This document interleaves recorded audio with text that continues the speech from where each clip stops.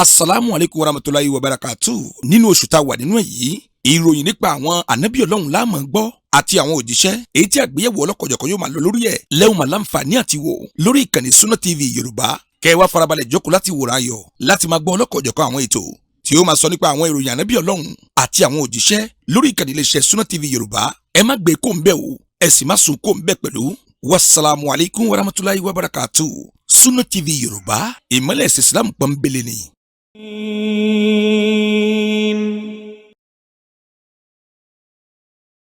ولا تجعلوا مع الله إلها آخر إني لكم منه نذير مبين كذلك ما أتى الذين من قبلهم من رسول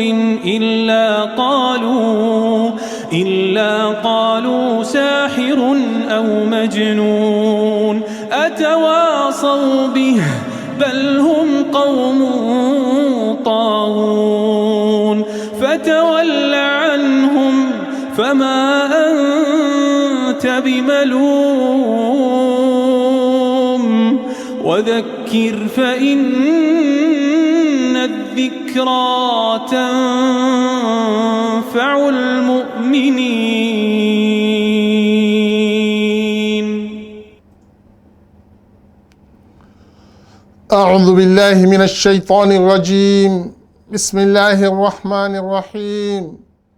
إن الحمد لله نحمده ونستعينه ونستغفره ونستهديه ونعوذ بالله من شرور أنفسنا ومن سيئات أعمالنا من يهده الله فهو المهتدي ومن يضلل فلن تجد له وليا مرشدا وأشهد أن لا إله إلا الله وحده لا شريك له وأشهد أن سيدنا وحبيبنا وقدوتنا محمدا عبد الله ورسوله صلى الله عليه وعلى آله وصحابته ومن اهتدى بهديه إلى يوم الدين. أما بعد, toute la louange et la gloire à Allah, le clément, le miséricordieux, le tout miséricordieux et le très miséricordieux. Que la paix, le salut et la bénédiction d'Allah soient sur le prophète Muhammad sallallahu alayhi wa sallam, sur sa famille, sur ses compagnons, et surtout ceux qui suivent et suivront ces enseignements jusqu'au jour du jugement dernier. Chers téléspectateurs, chers fidèles de la Sunna TV, nous vous adressons la salutation de l'islam, la salutation du paradis, la salutation universelle en vous disant Assalamu alaikum wa rahmatullahi wa barakatuh. Que la paix, le salut et la bénédiction d'Allah soient sur vous et qu'Allah subhanahu wa ta'ala nous comble tous de ses bienfaits. Qu'il accepte de nous nos invocations et nos prières, qui nous guide vers le bon et le droit chemin. Chers fidèles, cette émission sera autour des prophètes et des messagers d'Allah, ceux-là qui ont servi d'intermédiaires entre Allah subhanahu wa ta'ala et les êtres humains pour nous transmettre le message d'Allah subhanahu wa ta'ala. Il est important pour chaque musulman de connaître le sens des messagers, de ce mot messager et prophète, et qu'on arrive à différencier entre ces mots et connaître le sens de la croyance et de la foi en ces messagers et que veut dire l'islam de cette foi et comment est-ce que nous devrons les traiter. Chers téléspectateurs, chers fidèles, le mot prophète en islam, qui veut dire nabi, donne en arabe le sens de celui qui reçoit une nouvelle Et dans le sens islamique, c'est-à-dire celui qui a reçu une information, un message de la part d'Allah subhanahu wa ta'ala, d'après certains, qui n'est pas appelé à le transmettre, mais en réalité, ce que dit la majorité des savants, le prophète est celui qui a reçu un message de la part d'Allah subhanahu wa ta'ala et qui suit un autre prophète, un prophète qui l'a précédé et à qui on a donné le livre, et lui, il est appelé à enseigner les gens ce livre et à leur donner plus de détails sur son livre, et qui n'a pas reçu un nouveau message de la part d'Allah subhanahu wa ta'ala différent du message du prophète, du messager précédent. Comme nous avions cela de façon nombreuse au niveau des enfants d'Israël. Après Moussa, il y avait beaucoup de prophètes qui ne sont pas des messagers. Par conséquent, celui qui est messager, c'est celui qui reçoit les messages de la part d'Allah subhanahu wa ta'ala et qui est appelé à le transmettre, c'est-à-dire qui a reçu une révélation, un livre de la part d'Allah subhanahu wa ta'ala qui est considéré comme étant une nouvelle législation et qui est appelé à transmettre cela à son peuple. C'est pour cela que nous avions l'habitude de dire tout messager est prophète, mais tout prophète n'est pas messager. Tout prophète n'est pas messager, mais tout messager est prophète. Mais les deux reçoivent des révélations de la part d'Allah subhanahu wa ta'ala. Le musulman est appelé à avoir foi en tous ces messagers de façon globale. De façon globale.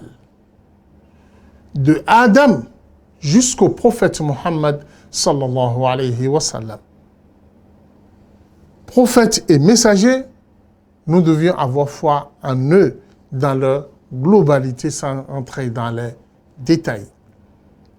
Mais le prophète Muhammad sallallahu alayhi wa sallam, nous devions avoir foi en lui de façon détaillée, comme nous allons l'expliquer tout à l'heure. Quand je dis nous devons avoir foi au prophète et au messager d'Allah subhanahu wa ta'ala de façon globale, c'est-à-dire nous devons croire qu'Allah subhanahu wa ta'ala a envoyé des prophètes et des messagers vers l'humanité pour leur transmettre le message d'Allah subhanahu wa ta'ala. Et ils sont tellement nombreux et personne ne peut nous préciser le nombre de façon précise. Alors dans cette globalité, nous devons avoir foi en eux. Mais nous devons avoir foi de l'autre côté de façon détaillée à ce que Allah subhanahu wa ta'ala a envoyé des messagers dont nous connaissons certains et nous ne connaissons pas certains. Minhum man qasasna alayk wa minhum man lam naqsus alayk. Ceux-là qu'Allah subhanahu wa ta'ala nous a donné des détails par rapport à eux, nous devrons avoir foi en ces détails, il y a un hadith rapporté par Abu Dharr qui nous renseigne que le nombre des prophètes et messagers s'élève à 124 000 prophètes et messagers.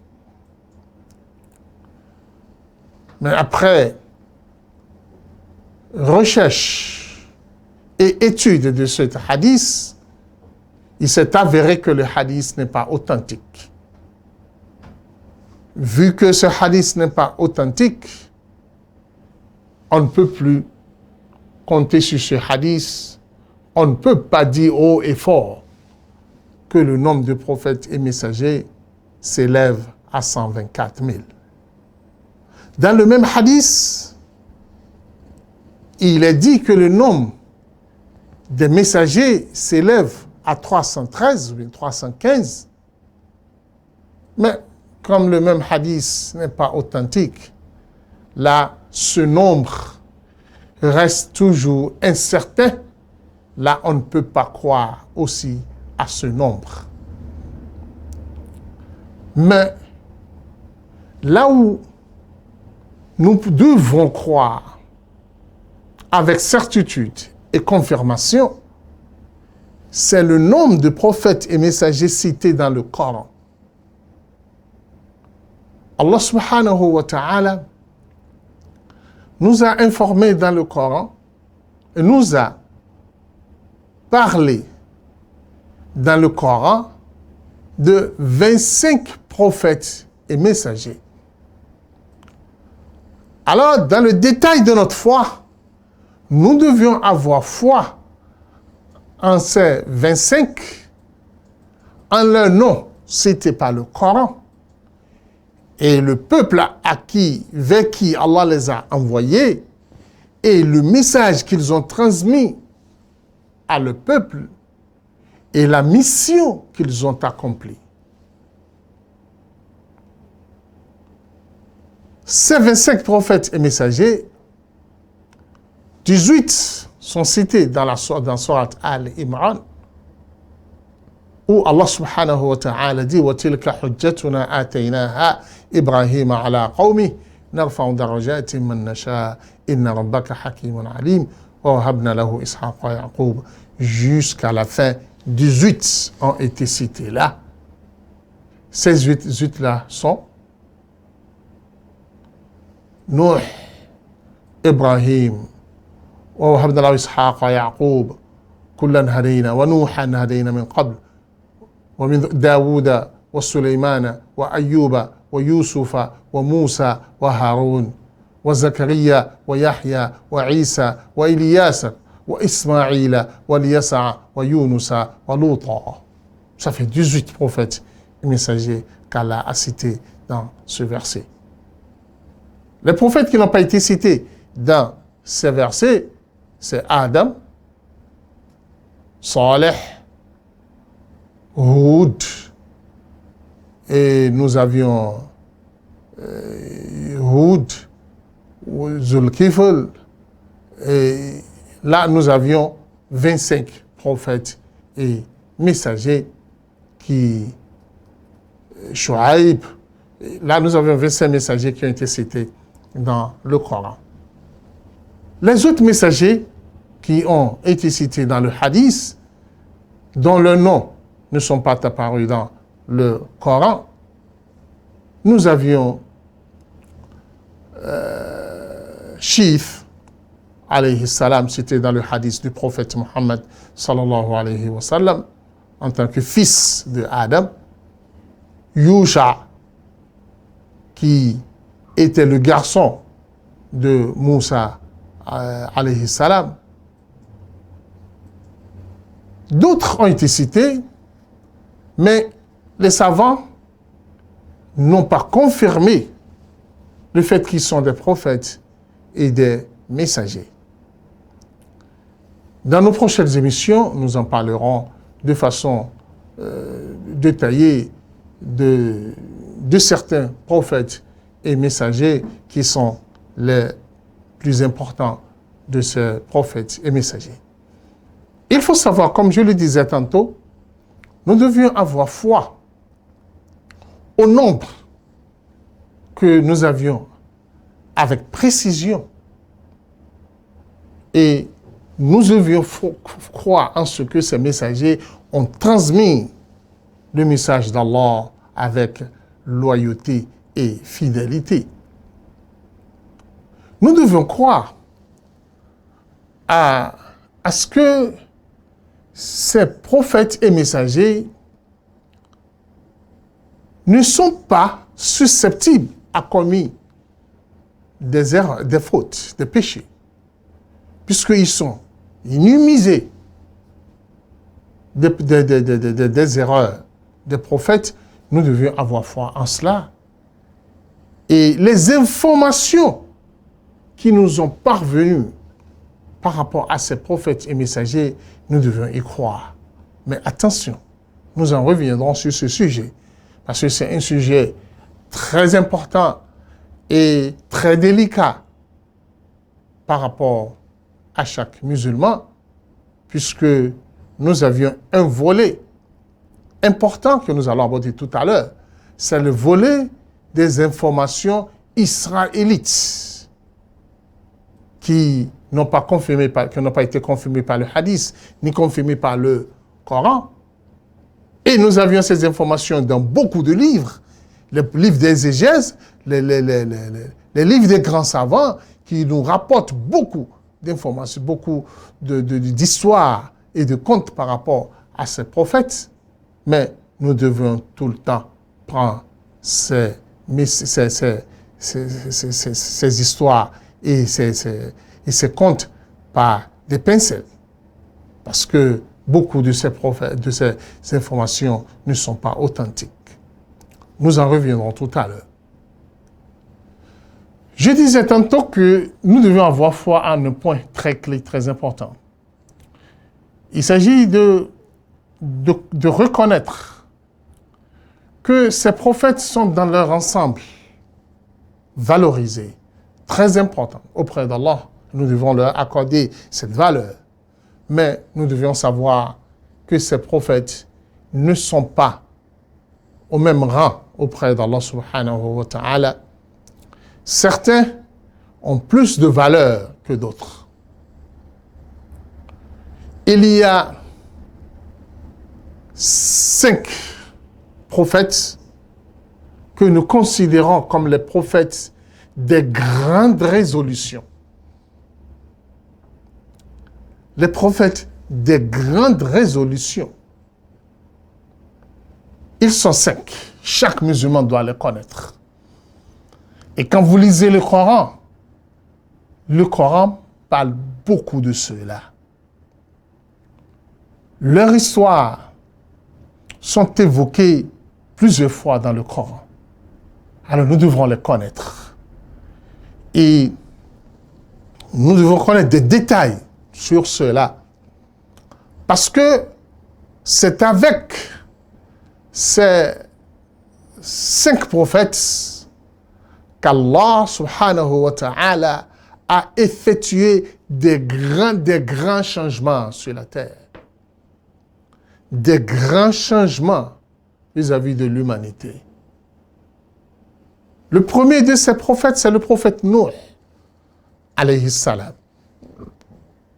C'est avec lui que le monde a connu le déluge. C'est-à-dire qu'après la création d'Adam, qui est le premier homme sur la terre, et qui était musulman, et ses enfants aussi étaient tous musulmans, l'islam est resté la seule religion sur la terre. Ce qui veut dire que le monde, en son début, n'a connu que le monothéisme. Ça, il faut le dire haut et fort, et partout où vous passez. Ceux qui sont en train de faire les manipulations, en nous disant que ça a commencé par le polythéisme, la religion de nos ancêtres, c'est ça, c'est de nos ancêtres, c'est pas là que ça a commencé. Dites-leur clairement que la première religion connue sur la terre par le prophète, apportée par le prophète Adam était l'islam, et c'est le monothéisme. C'est au fil du temps que l'homme s'est égaré, l'homme est tombé dans des dérives, et par l'aide du Satan, le polythéisme s'est apparu. Le polythéisme s'est apparu et bizarrement, le monde qui était en temps monothéiste tout entier s'est retrouvé polythéiste tout entier au temps du prophète et messager d'Allah, Nuh alayhi salam. C'est là, Nuh, envoyé par Allah, pour mener un changement radical de la foi de l'être humain, n'a pas réussi à effectuer cette transformation. Il a passé 950 ans de mission. 950 ans de mission. Mais il n'a pas pu transformer les hommes, changer la foi des hommes.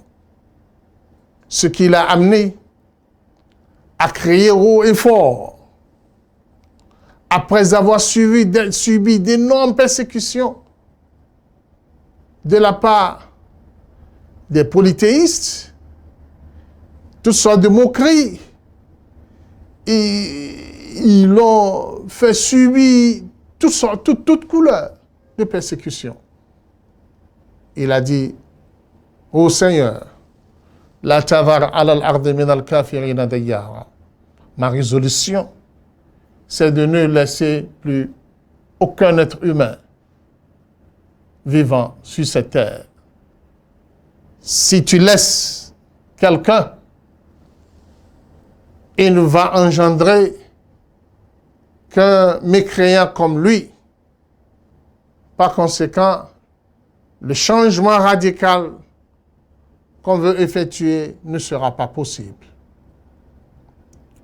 C'est ainsi qu'Allah subhanahu wa ta'ala a décidé d'envoyer le déluge pour anéantir tous les êtres humains qui étaient vivants sur la terre. Il ne restait que Nuh et ses enfants.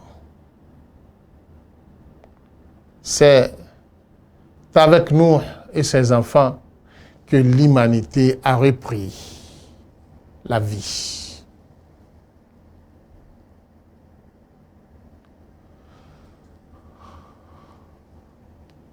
Alors, c'est le premier messager de résolution, de grande résolution sur la terre.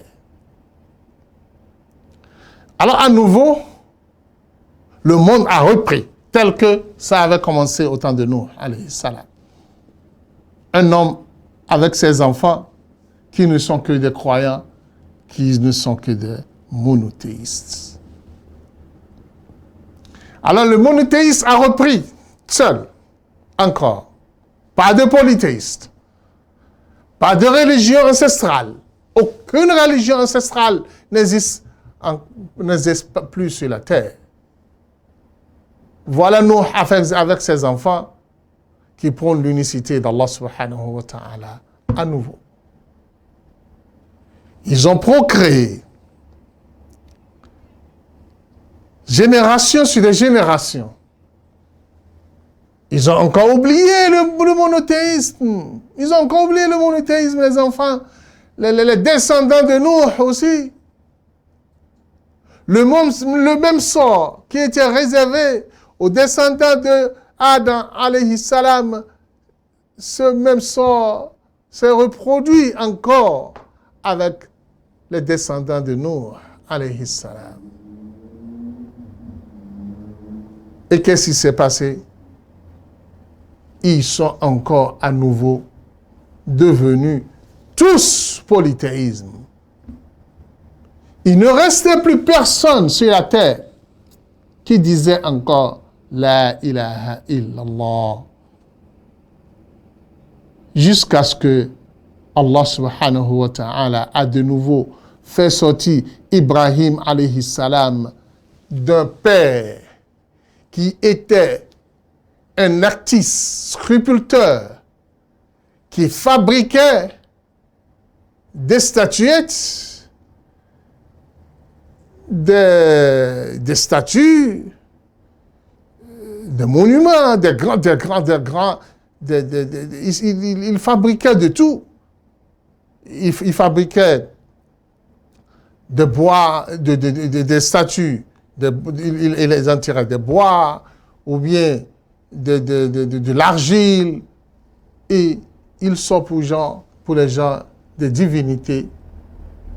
C'est l'un de ses fils, appelant Ibrahim, qu'Allah subhanahu wa ta'ala a choisi à nouveau pour la mission de transformation de l'humanité et de les ramener à nouveau à l'unicité d'Allah subhanahu wa ta'ala. Alors, le deuxième messager de la grande résolution fut alors Ibrahim alayhi salam. Ibrahim alayhi salam a vécu dans un monde où il était seul, croyant en Allah subhanahu wa ta'ala. Mais lui, en ce qui le concerne, Allah subhanahu wa ta'ala l'a doté d'une intelligence très haute, très forte, et d'une capacité au dialogue en paix, pour pouvoir prouver à l'humanité l'unicité d'Allah subhanahu wa ta'ala. Parce que lui-même, il a retrouvé l'unicité d'Allah à travers des expériences palpables, des expériences matérielles qu'il a menées, à travers une recherche scientifique bien structurée, une recherche philosophique bien claire. C'est par cette recherche qu'il s'est retrouvé dans la foi, dans la croyance en Allah subhanahu wa ta'ala. Il doit faire face à un monde qui croit en beaucoup de divinités, par le dialogue, par la discussion. Ils ont fini par le jeter dans le feu. Allah l'a sauvé. Mais cette fois-ci, Ibrahim alayhi salam a pris une décision différente de celle de Nuh alayhi salam. Voilà la deuxième résolution, la deuxième grande résolution prise à l'égard de l'être humain, à l'égard des polythéistes. Des polythéistes, quelle était cette décision? La décision d'effectuer l'immigration en cas de non-compatibilité avec les polythéistes. Puisque Ibrahim s'est retrouvé seul, avec son épouse, dans un monde polythéiste, il ne peut pas les vaincre, il n'a pas aucun moyen pour les combattre. Quelle est la solution? La solution, c'est de sortir de ce territoire, de se réfugier quelque part et aller manifester sa foi et sa croyance en toute tranquillité et chercher à avoir d'autres adhérents pour pouvoir créer sur la même terre, parallèlement de groupes qui auront la foi, qui auront la croyance. Voilà la deuxième résolution apportée par Ibrahim alayhi salam. C'est ainsi qu'à un moment donné, après avoir fourni tous les efforts nécessaires pour convaincre son peuple, dirigé de maître en ce temps par l'empereur Namrud, qui a décidé de brûler Ibrahim, qui a attisé un feu géant que le Coran a appelé un feu qui dépasse de grands immeubles dans sa grandeur. Ils l'ont jeté dedans, mais il est sorti sain et sauf. La décision est prise de quitter ce territoire, d'aller se réfugier quelque part. C'est ainsi qu'Ibrahim s'est dirigé vers Beit el-Maqdis, vers Jérusalem. Aujourd'hui, à Cham, c'est là qu'il s'est installé à nouveau et il a commencé par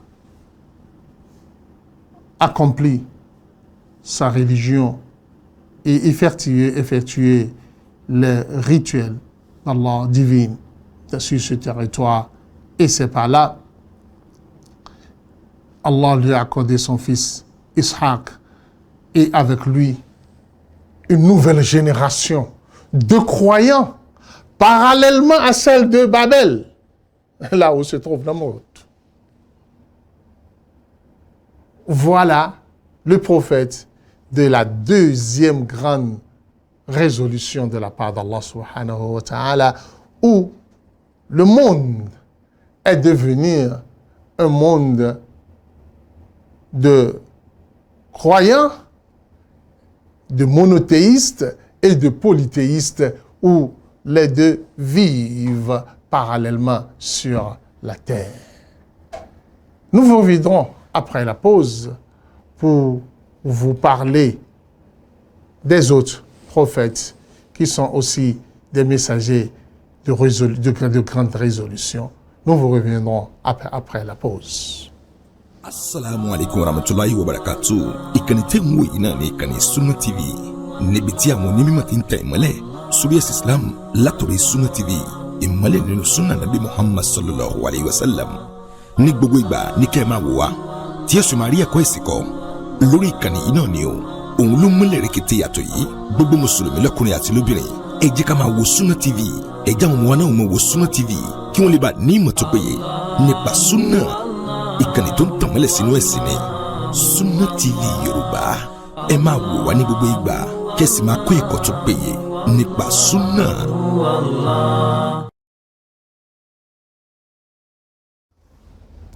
Alhamdulillah wa salatu wa salam ala rasulillah wa ala alihi wa sahabatihi wa man ihtada bi hadihi ila yawmiddin. Amma ba'du. Nous poursuivons nos émissions sur les prophètes et les messagers d'Allah subhanahu wa ta'ala.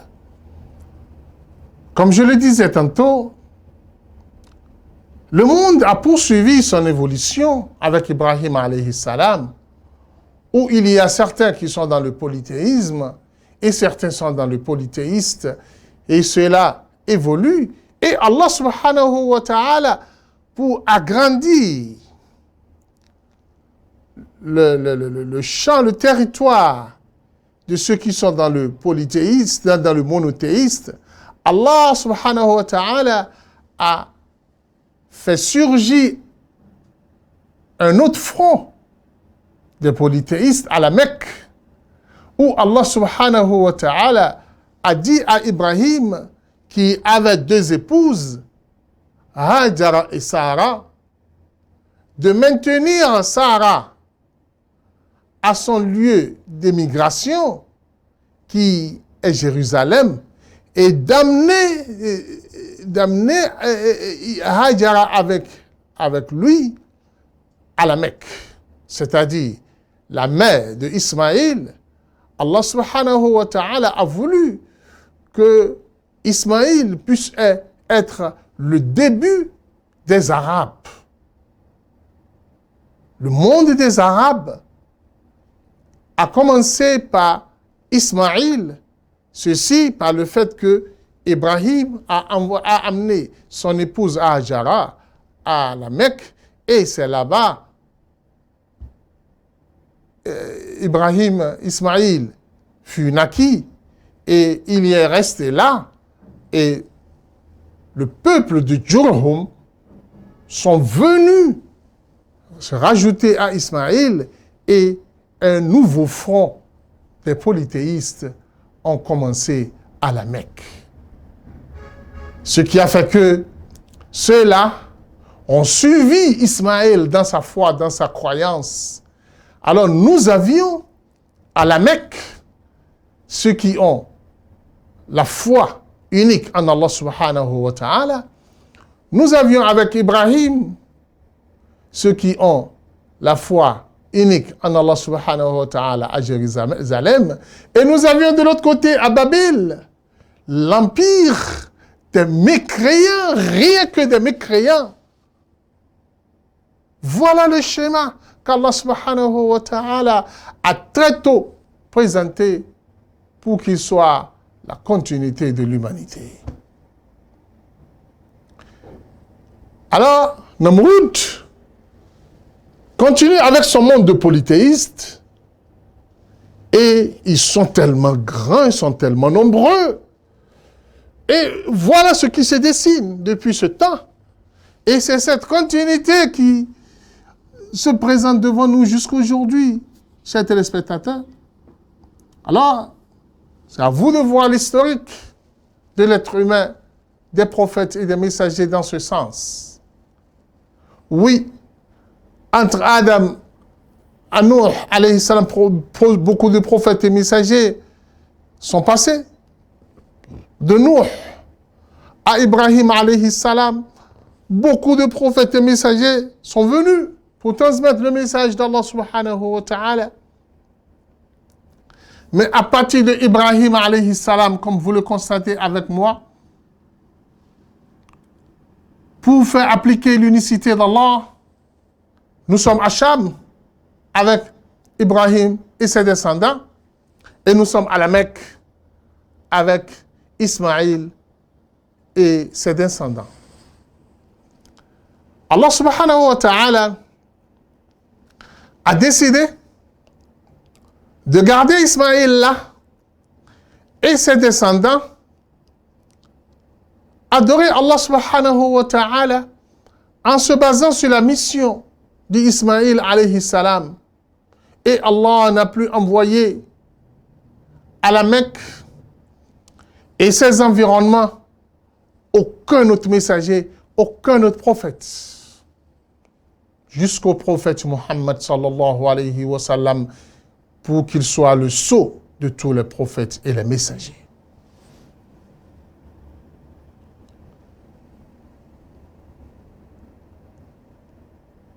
Ibrahim, qui est resté à Jérusalem, à un moment donné, Dieu lui a donné Ishaq. Ishaq, Allah lui a donné Yaqub. Allah a donné 12 fils à Yaqub qui ont aussi immigré de Jérusalem pour aller s'installer en Égypte, dirigé par Youssouf alayhi salam. Et c'est de là que nous avions les 12 petits-fils d'Ibrahim alayhi salam que nous connaissons comme Al-Asbat. C'est de ceux-là, les descendants de ces petits-fils d'Ibrahim, et c'est parmi ces descendants que nous avions Moussa alayhi salam, qui fut le troisième messager de résolution. C'est avec lui qu'Allah subhanahu wa ta'ala a fait descendre, c'est à lui qu'Allah a fait descendre le livre que nous connaissons sous le nom de Tawrat. Tawrat, qui est l'Ancien Testament, transmis aux enfants d'Israël. Et Allah subhanahu wa ta'ala a décidé de parler directement à Moussa alayhi salam. Il est le 3e prophète de résolution. C'est par lui qu'Allah subhanahu wa ta'ala a décidé de ne plus anéantir quiconque et que les punitions et les récompenses seront reportées au jour du jugement dernier. Une grande résolution fut prise avec Moussa alayhi salam, où Allah subhanahu wa ta'ala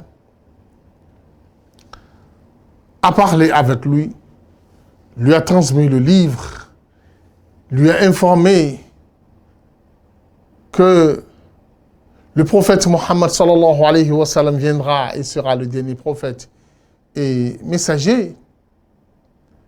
Par conséquent, des grandes résolutions furent prises avec Moussa alayhi salam, qui a vécu avec Pharaon, qui a vécu avec Haroun, qui a vécu avec Khidr, qui a connu beaucoup d'événements dont le Coran en a parlé.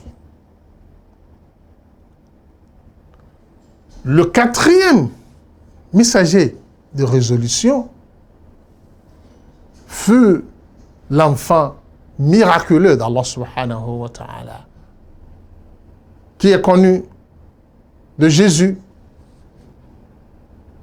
parce que lui, il n'avait pas de père. Il est né sans père. Et d'autres, par erreur, l'ont pris comme Dieu, et d'autres l'ont considéré comme étant fils de Dieu. Divergence d'idées dont les deux ne sont pas du tout justes, puisque Allah dit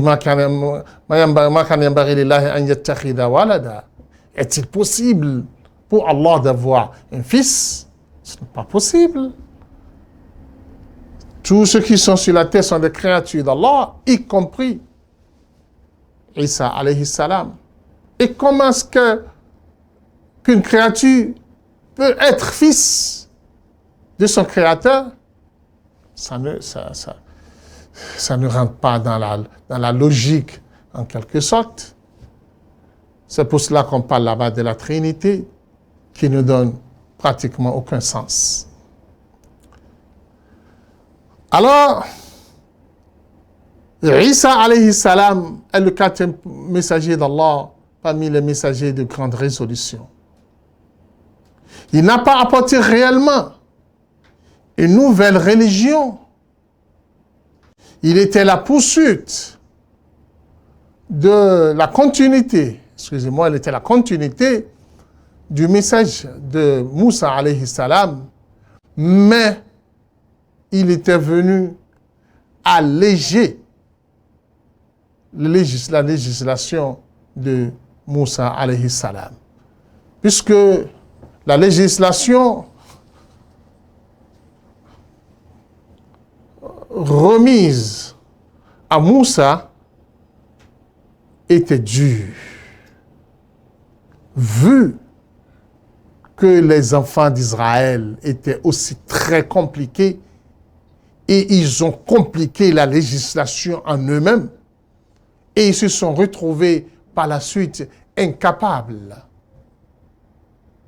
d'accomplir cette législation, et Allah subhanahu wa ta'ala a décidé d'alléger cette législation en envoyant Isa alayhi salam vers eux. Mais, dommage pour les enfants d'Israël, ils ont refusé de croire en Jésus-Christ, en Isa alayhi salam, et ils l'ont combattu, Ils ont cherché à le tuer et Allah a décidé autrement, c'est de l'envoyer vers les cieux. Ce qui confirme que Isa n'est pas mort. Il n'a pas été crucifié non plus sur la croix. Et tout ce qui se dit par rapport à Jésus et Isa n'est pas justifiable.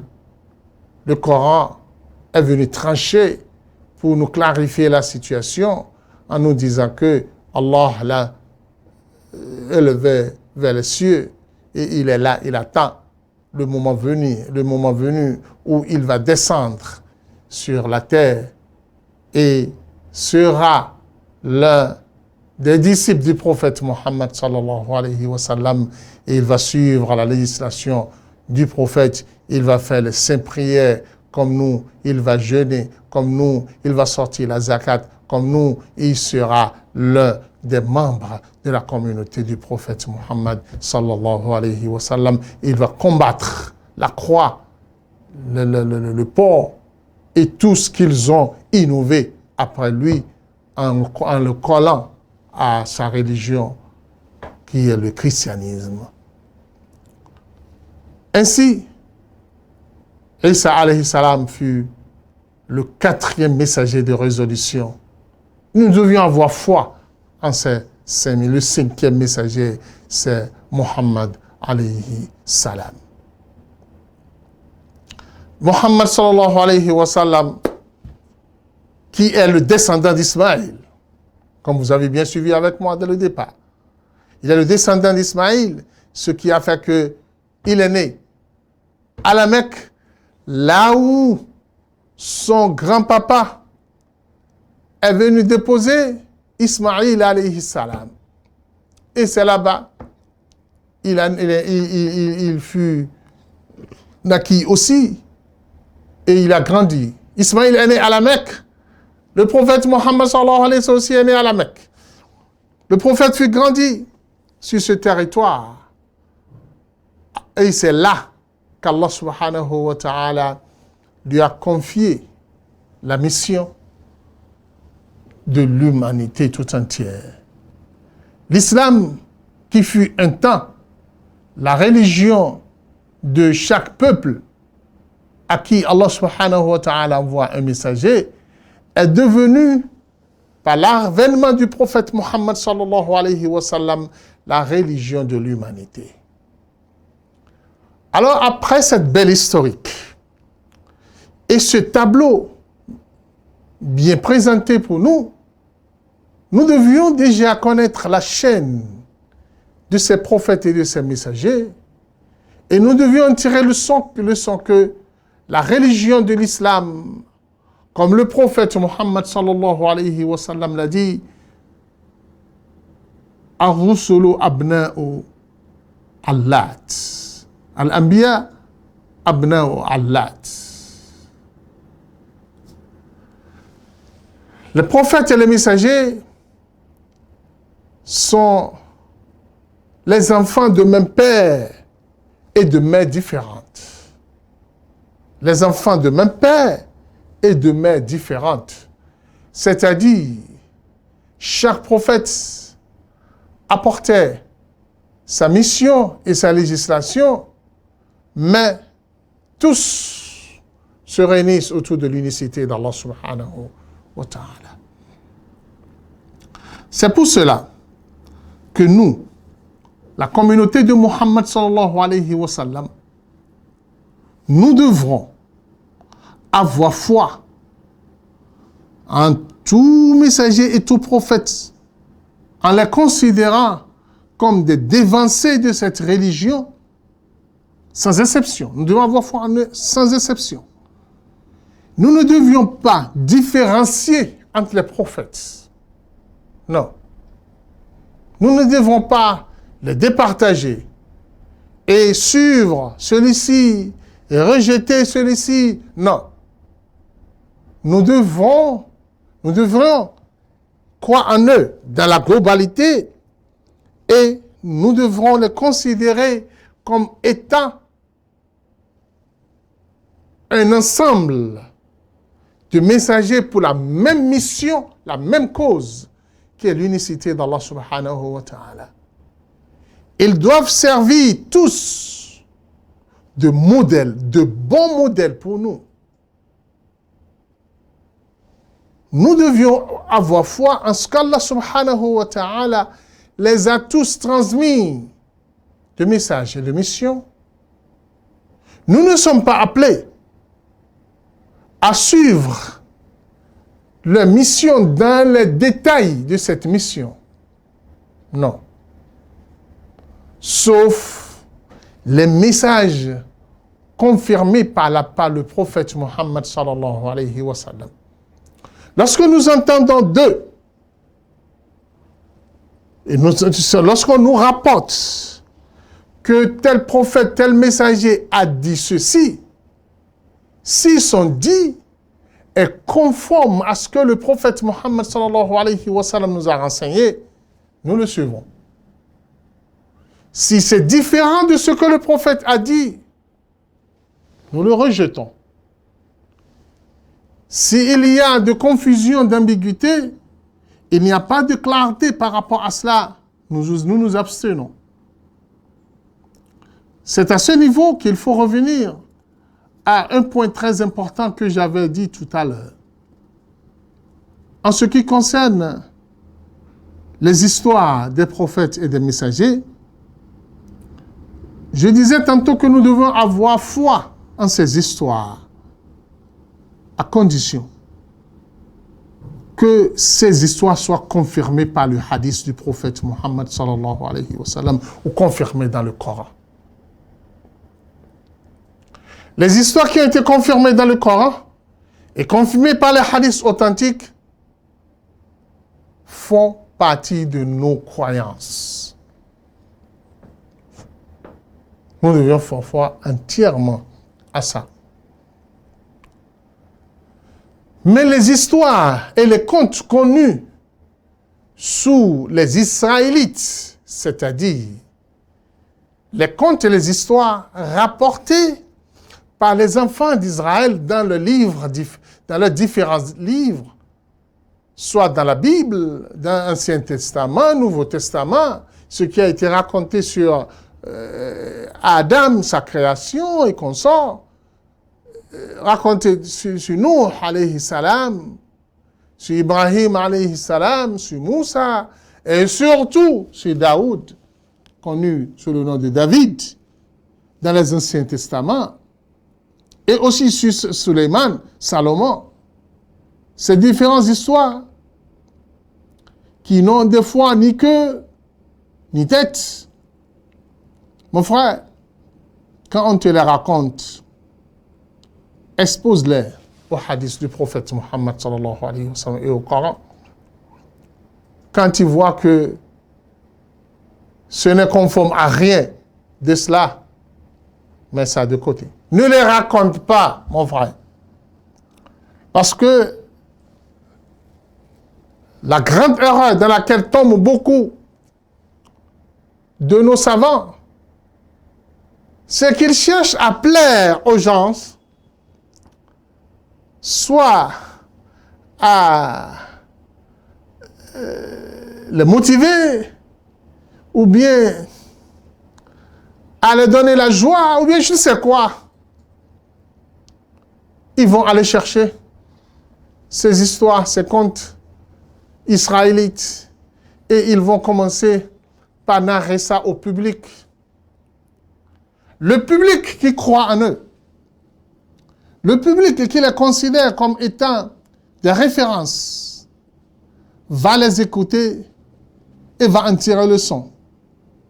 Alors que c'est des informations israélites qui sont fausses dans sa majorité. Et on ne doit pas les raconter parce que nous sommes appelés à avoir foi en ces informations. Alors que c'est des fausses informations, c'est des mensonges que les enfants d'Israël ont colcoté sur les prophètes et les messagers d'Allah subhanahu wa ta'ala, parce que dans leur majorité, ils ne respectent pas les prophètes et les messagers d'Allah subhanahu wa ta'ala. Alors, chers fidèles,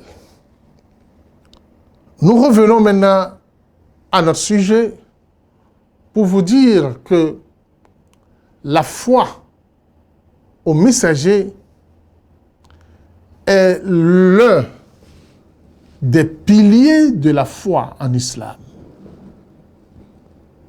Chers fidèles, chers téléspectateurs, la foi au messager est l'un des piliers de la foi. Il faut vous rappeler que l'islam est à 3 degrés. Le premier degré, c'est le degré de l'islam. Allah dit قالت الأعراب آمنا قل لم تؤمنوا ولكن قولوا أسلمنا.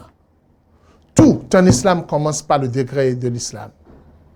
C'est-à-dire, tu te convertis en islam. Tu acceptes qu'Allah est unique et que le prophète est son messager. Tu commences par prier.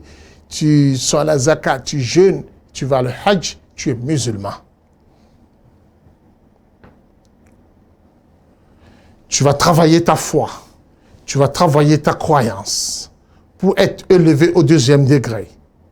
Le 2e degré, c'est le degré de la foi. De la foi, de la croyance. Et ça ne se manifeste par quoi? Ça se manifeste par le degré de ta foi en Allah et tout ce qui tourne autour d'Allah. Sa connaissance, ses noms, ses attributs et tout autour d'Allah subhanahu wa ta'ala. Avoir la certitude par rapport à ça. Avoir la science par rapport à ça. Accomplis tes œuvres religieuses en considérant la grandeur de ce Seigneur Allah. Ça c'est le premier point, le premier pilier de ce degré que nous considérons le degré de la foi, de la croyance. Deuxièmement, la croyance aux anges, leur existence. La foi au nom de ces anges qu'Allah et son messager nous a cités. Avoir foi au rôle de ces anges dans la vie. Troisième point, troisième pilier, les livres qu'Allah subhanahu wa ta'ala a envoyés aux messagers d'Allah. Nous devons croire en cela. Et que ces messagers-là ont transmis ces livres. Quatrième point, pilier de la foi, c'est la foi en ses messagers et ses prophètes. Et cinquième pilier, c'est la foi au jour du jugement dernier. Et sixième pilier, la foi au destin, qu'il soit bon et qu'il soit mauvais. Ta gestion de ces 6 piliers, c'est ça qui te stabilise ou bien qui te rabaisse dans la foi et dans la croyance en Allah subhanahu wa ta'ala. Voilà ces 6 degrés, ces deuxième degré et ces 6 piliers. Parmi ces 6 piliers, tu as la foi au messager d'Allah subhanahu wa ta'ala. Alors, si tu ne crois pas fermement en ces messagers et en la tête au prophète Muhammad sallallahu alayhi wa sallam, que tu dois bien aimer. Parce que l'amour du prophète Muhammad sallallahu alayhi wa sallam doit te conduire à l'amour des autres prophètes et des autres messagers, ce qui te rapproche de l'amour d'Allah subhanahu wa ta'ala. Puisque le prophète a dit « In kuntum tuhibbun Allah, fattabi'uni yuhibbukum Allah » Si vous aimez Allah, suivez-moi. Aimez-moi. Allah va vous aimer. Alors le grand avantage qu'on pourrait avoir dans l'amour, dans la foi aux messagers, c'est de les aimer. Et gagner l'amour d'Allah subhanahu wa ta'ala.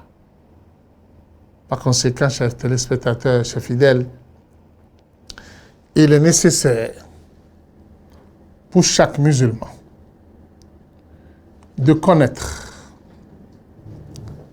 les prophètes et les messagers d'Allah subhanahu wa ta'ala Et ce dont tu dois connaître, tu dois connaître ces prophètes dans leur globalité, les détails nécessaires par rapport à ces prophètes et ces messagers, comme nous l'avions cité. Chaque musulman doit les connaître. Éviter tout ce qui est faux et mensonger par rapport à ces prophètes. C'est important. Ne pas raconter des ragots, des contes, juste pour faire rire aux gens. Par rapport au prophète, par rapport à un messager, ça peut te coûter très cher devant Allah subhanahu wa ta'ala. S'il y a des alphas, des prédicateurs qu'ils font, laisse-les. Toi, tu as bien entendu le message par rapport à ça, attire leur attention. Peut-être ils ne savent pas. Ça pourrait leur créer beaucoup de soucis vis-à-vis d'Allah subhanahu wa ta'ala.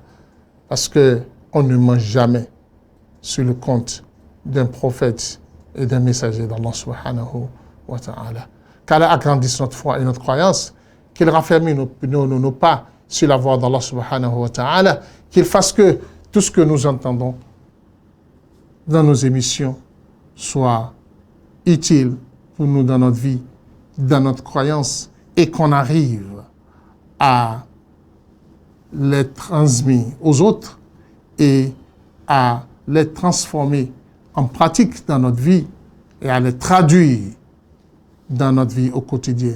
Qu'Allah subhanahu wa ta'ala exauce nos invocations, qu'il fasse que nous nous retrouvons dans nos prochaines émissions tout en étant grandis dans la foi et dans la croyance.